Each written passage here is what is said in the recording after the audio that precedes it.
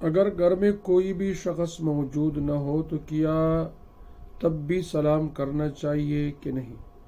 جواب: گھر میں کوئی شخص نہ ہو تب بھی گھر میں داخل ہوتے وقت سلام کرنا چاہیے، اس لیے کہ فرشتے اور نیک جنات اس سلام کا جواب دیتے ہیں جو کہ دراصل سلامتی کی دعا ہے۔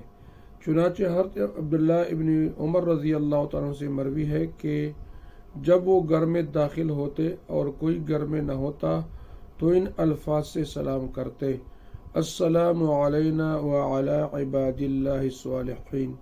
ترجمہ: ہم پر اور اللہ کے نیک لوگوں پر سلامتی ہو۔ تو گھر میں داخل ہوتے وقت کوئی بھی موجود نہ ہو پھر بھی ایک مسلمان کو چاہیے کہ وہ سلام کرے تاکہ گھر میں جو فرشتے اور نیک جنات ہوتے ہیں وہ آپ کے سلام کا جواب دے گا۔ فقط واللہ تعالی اعلم۔